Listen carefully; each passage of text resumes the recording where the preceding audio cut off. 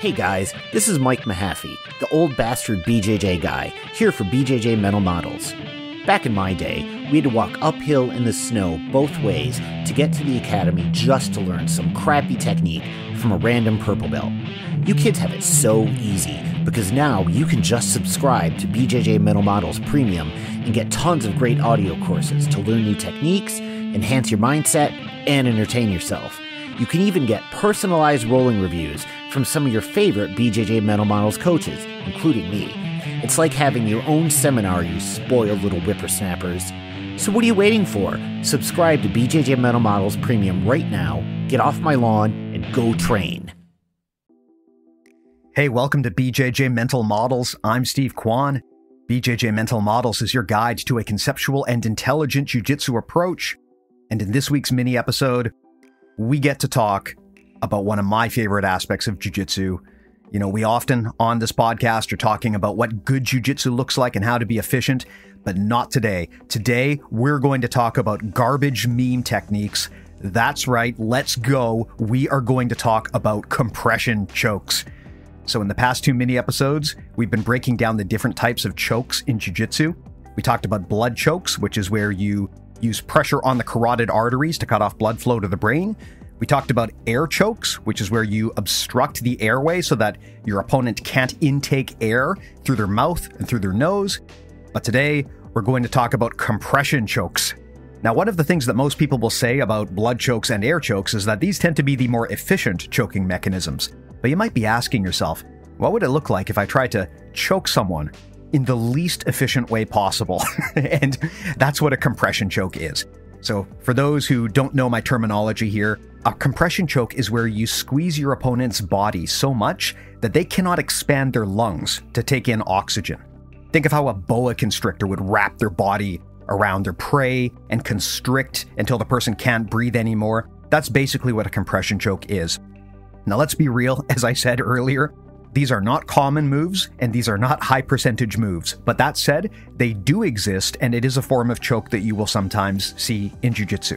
Usually not at the high levels, but you know what? It's always good to know what can happen so that you're equipped to deal with it. So examples of compression chokes might include bear hugs, or trying to put someone in a back body triangle and squeeze them so tight that they have to tap due to the pressure, not from a choke around their neck, but from the power of the triangle. Another example might include the Boss Rutan body crunch. If you don't know what that is, look it up. Basically, all of these techniques operate around the idea that you're squishing the person's torso so much that they can't expand their lungs. Now, let's talk about why this is not a very efficient way of choking someone. In jiu-jitsu, we're always looking for leverage and efficiency. And part of the reason why chokes are so effective as submissions is because your head and neck are just such vulnerable targets. And because your head and neck extends out of your body, you can use that as a lever, you can get leverage on it, and it's just easier to get a submission around a target like that. It's also not as strong as the other parts of your body, so it's easier to attack. Compare that to trying to attack someone's torso. We talked earlier on the podcast about the anatomic hierarchy, this idea that you can break the human body up into segments and you can organize them from strongest to weakest. The weakest is generally going to be the head, but the strongest is generally going to be the torso. So when you try an air choke or a blood choke on someone, you are attacking really the weakest extremity of their body that you're allowed to attack. On the other hand, if you try to do a torso crush, you are attacking the strongest part of their body. Your torso is full of strong muscle groups. You've got your rib cage, which acts as a protective structure around some of your organs. It's just very hard to attack someone's torso directly, but that doesn't mean it doesn't work. It can work. You will occasionally see people get tapped by these compression chokes. Often when you do, it is when there is a massive size discrepancy to the point where the bigger person doesn't even really need to be efficient because they have that much of a strength and size advantage. And you also see compression chokes at junior belts sometimes because this is where people might not be aware that compression chokes are even an option. And so sometimes people can get surprised. The other thing to bear in mind about compression chokes is that often if you do get a tap on someone with one of these, it's not necessarily the choke that did it. They might have tapped because of the threat of getting their ribs crushed. That's actually probably the bigger threat when you apply a compression choke. It's really hard to squeeze someone's lungs so hard that they can't breathe air. You might find if you try moves like this that you break people's ribs before you actually cut off their oxygen. So sometimes when you get taps, it will be because you inflicted rib injuries. And similarly, this is a reason why a lot of rule sets don't allow compression chokes, because you can break people's ribs, and that is generally not a pleasant injury. That said, they are allowed in other rule sets as well, and you will every once in a while see someone get a tap with one of these. Again, doesn't necessarily happen at the highest levels, but that doesn't mean it never happens. And you don't want to be the person on the end of someone else's highlight reel when they got a boss root and body crunch in competition and you were the victim. So for those reasons alone, it's a good idea to at least make yourself aware of these techniques. Now again, in terms of the mechanics around how a compression choke works, this is quite different from moves that attack the head or neck, where it's a lot easier to get leverage. Against the torso, there's really not that much that you can actually do to hold the torso in place. And you also get into serious body dimension concerns. I mean, we have massive variability in terms of how big our torsos are. If you've ever tried to put someone into your closed guard and you can't even close your guard, you know what I mean here. And it's the same if you're trying to constrict their torso. It just might not be realistic that you're actually able to do this. That said, sometimes the concept of compression on the torso is powerful, not because you're necessarily trying to get the submission, but because the friction allows you to hold the position better, or the discomfort can force the person to make a mistake. To some extent, knee on belly is torso compression. You're probably not trying to get the tap from the knee on belly, although it can happen. More likely, you're using your knee as a pivot point so that you've got mobility when you're pinning them from the top, but also the compression force from your knee driving into their torso. It can be so intense that even if people don't give up, it leads them to make dumb mistakes that they probably shouldn't be making. So there is a place for this kind of stuff. Again, think of when you're controlling someone from the back.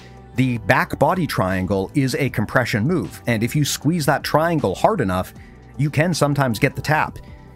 I don't advise it because often with compression chokes, your arms and legs will get tired before your opponent's torso does, but you can still use light compression to hold people in place. Another example of this would be the body lock pass, where you're using compression around the waist to pin your opponent to some degree. I will bring this back to what we've called the anatomic hierarchy.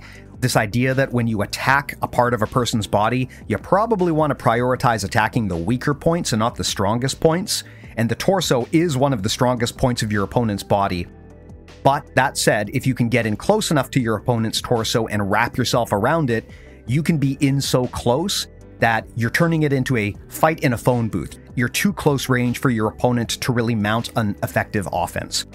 So there's kind of just the idea of compression chokes in a nutshell. Again, these are not high percentage techniques. They are not scalable because they tend to require a significant size and strength advantage. If you've ever watched professional wrestling and you've seen one of the wrestlers attempt a submission and you've thought, that would never work in a real fight, there's a good chance you were talking about a compression choke. So let's not think of these as high percentage A-game moves, but let's at least be aware of them. Because when we don't think of moves as legitimate or high percentage, it can be easy to ignore them. And when we ignore moves, that makes it way more likely that someone who is a specialist in those moves can take advantage of your ignorance. So at the bare minimum, if you're not going to become a compression choke master, at least make sure that you don't wind up becoming a compression choke victim. Hope that's helpful. If you want to learn more about legitimate choking techniques, I would listen to our earlier mini episodes on blood chokes and air chokes. In addition to those episodes and this episode, in the next few weeks, we're also going to be talking about cranks, which are not technically a form of choke, but they attack the same body part. And also we'll take a look at hybrid chokes, which is where you combine some of the different choking mechanisms that we talked about earlier. Thanks again for listening. Everything we make lives at bjjmentalmodels.com. We've got, as of this week, 300 full-length episodes in our main feed, plus all of our mini episodes. All of these are entirely free. Everyone always tells me these are an amazing resource for grapplers of all levels who want to learn to be more effective on the mats and make better decisions more quickly. Our focus is always on mental models for Brazilian Jiu-Jitsu. How can we reduce the amount of thinking we have to do on the mat so that we can make better, quicker decisions under stress? In addition to all of our podcast episodes, you'll also find our newsletter and our premium stuff at bjjmentalmodels.com. I'll put a link in the show notes, but thanks a lot for listening and we'll talk to you next time.